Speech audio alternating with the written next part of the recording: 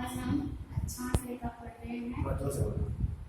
इस अक्षांश रेखा एक पृथ्वी पर ये खींची गई, पृथ्वी पर खींची गई रेखा है जो दिखाई नहीं देती, सिर्फ माना गया है कि क्षैतिज रेखा अक्षांश रेखा खींची गई है। इसमें सबसे पहले 0 डिग्री रेखा क्षैतिज रेखा होती है जिसे हम विषुवत रेखा बोलते हैं। और विषुवत रेखा के जस्ट ऊपर 23.5 डिग्री उत्तरी अक्षांश को हम कर्क रेखा बोलते हैं और इंग्लिश में इसको हम ट्रॉपिक ऑफ कैंसर बोलते हैं। और 0 डिग्री अक्षांश को हम इक्वेटर बोलते हैं। और 0 डिग्री अक्षांश के दक्षिणी गोलार्ध में जो 23.5 डिग्री पे खींचा गया है रेखा, उसको हम मकर रेखा बोलते हैं। इंग्लिश में इसको हम कैप्रिकॉर्न, ट्रॉपिक ऑफ कैप्रिकॉर्न बोलते हैं। अब इसमें हम देखेंगे कि दिन का छोटा और बड़ा होना, कैसे छोटा और बड़ा होता है। तो सूर्य की किरण हमेशा कर्क रेखा और मकर रेखा के बीच ही पड़ती है। तिरछी रेखा जिसकी होती है कर्क रेखा और मकर रेखा के बीच ही होती है। तो कर्क रेखा पर इसकी सूर्य की सीधी रेखा 21 जून को और विषुवत रेखा पर 23 सितंबर और 21 मार्च को पड़ती है। और मकर रेखा की बात करें तो मकर रेखा पे 22 दिसंबर को पड़ती है। 21 जून को जब सूर्य की सीधी किरण 21 जून को कर्क रेखा पर पड़ती है, कर्क रेखा पर जितने देश हैं या उत्तरी गोलार्ध में जितने देश हैं वहाँ पे सबसे बड़ा दिन और सबसे छोटी रात होगी, क्योंकि सूर्य की तिरछी किरण कर्क रेखा पर पड़ती है। इसके बाद धीरे धीरे दिन छोटा होना शुरू करेगा और फिर नॉर्मल हो जाएगा, पहले अपने पॉइंट पे आएगा। 23 सितंबर तक में अपनी स्थान पर आ जाएगा। 23 सितंबर को कर्क रेखा पर और मकर रेखा दोनों पर दिन और रात बराबर होते हैं। अब सूर्य धीरे धीरे सूर्य की किरण मकर रेखा पर बढ़ रही है।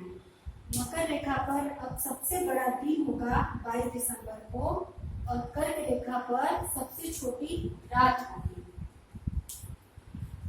मकर रेखा पर सबसे बड़ा दिन और सबसे छोटी रात। फिर जब धीरे धीरे सूर्य की किरण विषुवत रेखा की ओर बढ़ेगी 21 मार्च को फिर से वही होगा। 22 यहाँ मकर रेखा और कर्क रेखा पर दिन और रात बराबर होंगे। फिर धीरे धीरे एक कर्क रेखा साइड बढ़ता है इससे सूर्य की किरणें, जो 21 जून को सबसे बड़ा दिन हो जाएगा यहाँ और सबसे छोटी रात। अब जब 21 जून को सूर्य की किरण कर्क रेखा पर पड़ती है तो सबसे ज्यादा गर्मी पड़ती है। और जब 22 दिसंबर को मकर रेखा पर सूर्य की किरण पड़ती है सीधी, तो कर्क रेखा पर ठंडी और मकर रेखा पे गर्मी हो जाता है।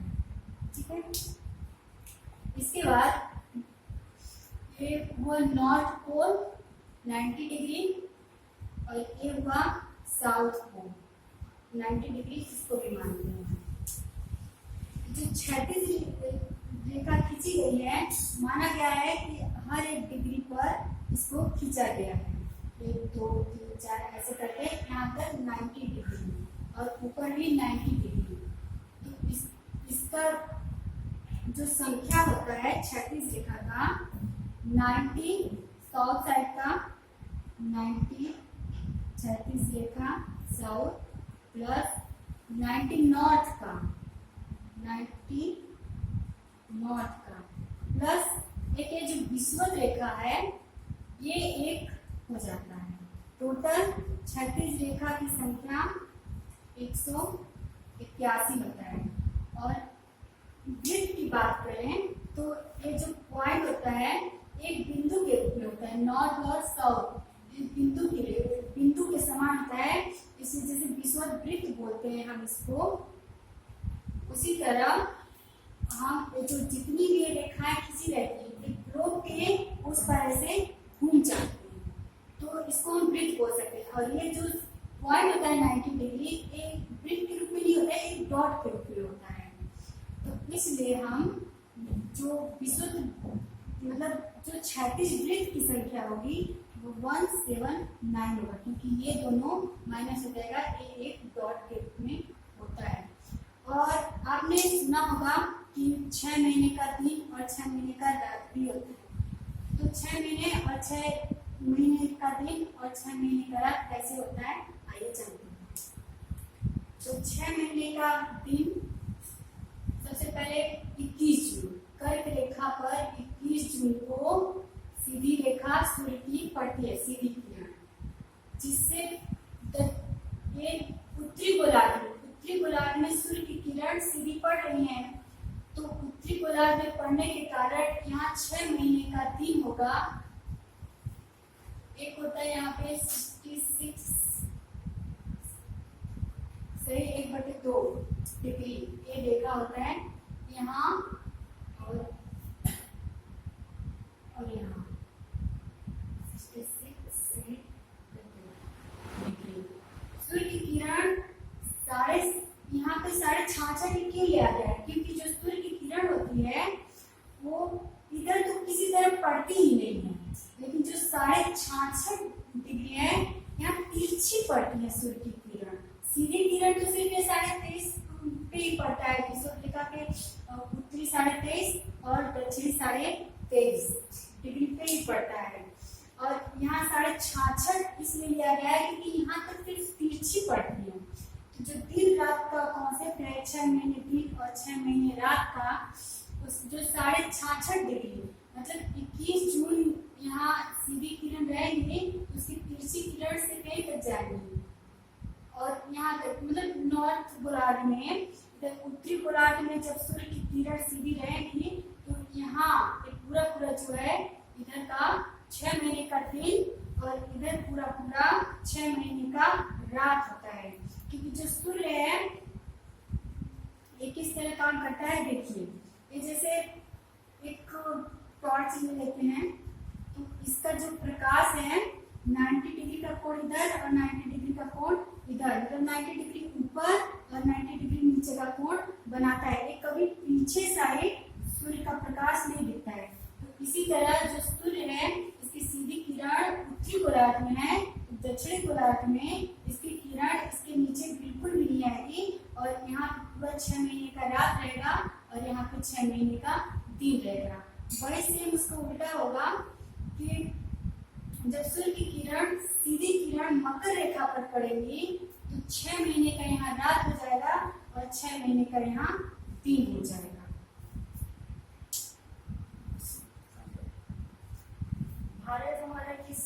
भारत की स्थिति कहाँ पे ग्लोब में?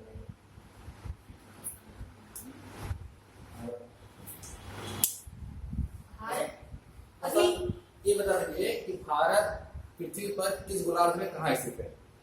उसके लिए भी देशांतर जानते हैं।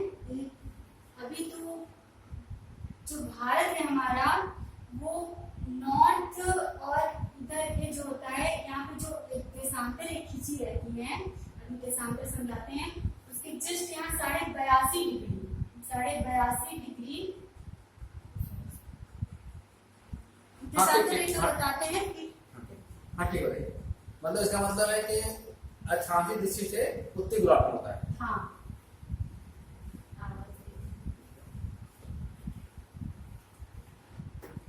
देशांतर रेखा को जानते हैं। देशांतर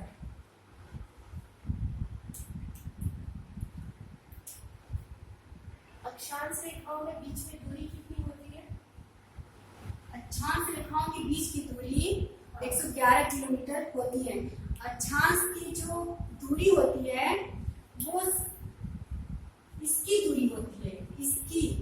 और ये जो विषुवत रेखा होता है ये सबसे बड़ा क्षैतिज रेखा होता है, और जो ये मतलब इसके नीचे का जस्ट मतलब जैसे 1 2 बड़ा 23.5 66 धीरे धीरे छोटा होता जाता है, और लास्ट में 90 डिग्री का जो होता है क्षैतिज रेखा वो एक बिंदु के समान होता है। और इसकी ये जो दूरी होती है ये 111 किलोमीटर दूरी होती है। ठीक है। और अक्षांश रेखाओं की लंबाई सबसे ज्यादा कहाँ पे होती है? सबसे लंबाई इसका ये विषुवत रेखा, ये सबसे ज्यादा लंबी होती है इसके, और ये दो बराबर भागों में पृथ्वी को बांट दी गई है। और इसके बाद ये नॉर्थ में जाइए चाहे साउथ में, ये छोटी हुई अक्षांश रेखा, सिर्फ एक ही सबसे बड़ी अक्षांश रेखा बड़ी होती है जिसको 0 डिग्री मानते हैं, जिसको भूमध्य रेखा या इक्वेटर और विषुवत रेखा बोल सकते हैं। ठीक है, देशांतर बताइए।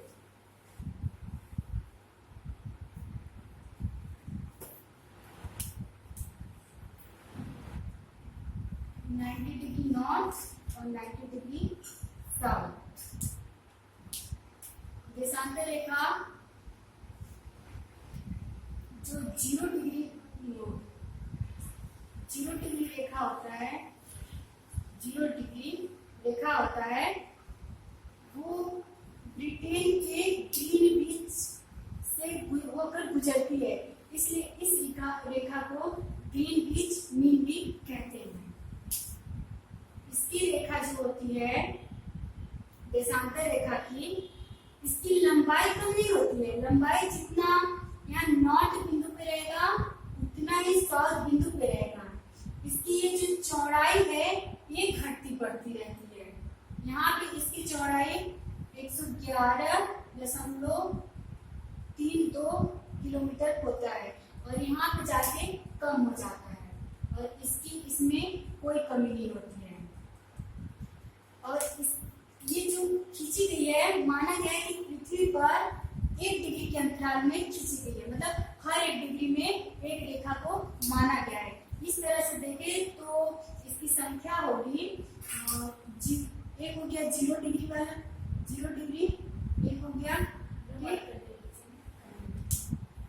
एक 0 डिग्री हो गया, और 180 नॉर्थ में रहता है, सॉरी ईस्ट में रहता है। इसमें नॉर्थ और साउथ का कोई कॉन्सेप्ट नहीं है, इसमें ईस्ट और वेस्ट का मेंशन होता है। तो इसमें ईस्ट की तरफ जाएंगे तो 180 और प्लस वेस्ट में जाएंगे तो 180, लेकिन जो 180 डिग्री वाला रेखा है वो ऐसे लास्ट में जाके ग्लोब में देखेंगे तो लास्ट में एक ही रेखा को 2 बार काउंट कर दिया गया है। 180 डिग्री जो है, जैसे एक 0 डिग्री वाला हो गया, फिर ये जो 180 डिग्री वाला है, ये जो ग्लोब एक घुमादार है, तो लास्ट में जाके ये मुड़ गया है, तो ये होता है 179। टोटल हो गया 360 रेखाएं होती हैं, 360 देशांतर रेखाएं होती हैं। और हम समझते हैं पृथ्वी 2 तरफ से गति करती है, एक अक्ष पर एक कक्ष पर। तो हम अक्ष को समझते हैं, अक्ष पे पश्चिम से पूर्व की ओर घूमती है, जिसका परिणाम ये होता है कि सूर्य पूर्व से निकलता है और पश्चिम में डूबता है। अगर कहीं अक्ष पर पृथ्वी उल्टा घूमती, सपोज दैट कि उल्टा घूमती पूर्व से पश्चिम, तो इसका परिणाम ये होता कि सूर्य हमको पूर्व नहीं पश्चिम में उगता हुआ दिखाई देता। ठीक है। और ये जो पृथ्वी है ये 360 डिग्री यानी एक चक्कर कितने घंटे में लगाती है? 24 घंटे में। इसको हम समझते हैं, जैसे 360 डिग्री 24 घंटे में घूमती है, तो 1 डिग्री कितने मिनट में घूम लेगी, इसको निकालेंगे, निकाल के देखते हैं कितने डिग्री में घूमती है। तो इसको मिनट में चेंज करते हैं, क्योंकि घंटा के आंसर आएगा नहीं, 360 डिग्री 24 घंटे में, तो इसको मिनट में लाना पड़ेगा। 1 डिग्री कितने मिनट में घूमेगी? ये 0 से 0 कटा, 6 कम 6, 6 छक्का 36, 6 छक्का 36, 6 चौको 24, मतलब 1 डिग्री पृथ्वी 4 मिनट में घूम ले रही है। ठीक, देखते हैं कि जो हमारा भारत का मानक समय है 82 डिग्री है, भारत का मानक समय, और जो इस अंतर्राष्ट्रीय तिथि जो माना गया है वो 180 डिग्री पे माना गया है। इसमें पूर्व से सूर्य निकलता है, क्योंकि पृथ्वी हमेशा पश्चिम से पूर्व होती है। तो इसका मतलब ये है कि इसकी रोशनी सबसे पहले इस जगह पहले पहुंचेगी। तो इधर का जो टाइम होगा वो प्लस में होगा और इधर का जो टाइम होगा वो माइनस में होगा। मतलब समझते हैं कि 0 डिग्री रेखा पर 12 बज रहा है, ठीक। तो प्लस 15 डिग्री मतलब पूर्वी 15 डिग्री रेखा पर कितना टाइम होता होगा, तो हम निकाल लेंगे कि मतलब यहाँ 12 बज रहा है 0 डिग्री पर, तो 15 मतलब 1 डिग्री बराबर 4 मिनट, तो 15 डिग्री बराबर क्वेश्चन मार्क, तो 15 चौको 60 यानी 1 घंटे, यानी 1 बजे पूर्वी 15 डिग्री पे प्लस में बजेगा, और यहाँ इधर से ज्यादा माइनस में, मतलब यहाँ 12 बज रहा है तो 15 डिग्री पहले हम देखेंगे तो यहाँ 11 बज रहा होगा। अंतर्राष्ट्रीय रेखा जगह जगह पर मुड़ी हुई है। अंतर्राष्ट्रीय तो फिर जो 75 डिग्री उत्तरी अक्षांश में मुड़ी हुई है, क्यों मुड़ी हुई है? अंतर्राष्ट्रीय तिथि रेखा इसलिए मोड़ी जाती है क्योंकि दो देश को अलग कर सके, मतलब एक देश में एक ही टाइम हो सके। तो जो यहाँ उत्तरी में नॉर्थ में 75 डिग्री पे मुड़ी हुई है वो साइबेरिया रूस का पार्ट और अलास्का यूएसए का पार्ट अलग करने के लिए मोड़ा गया है, ताकि एक देश में एक ही टाइम एक ही डेट हो सके। ठीक है, धन्यवाद, बहुत अच्छा बताया आपने।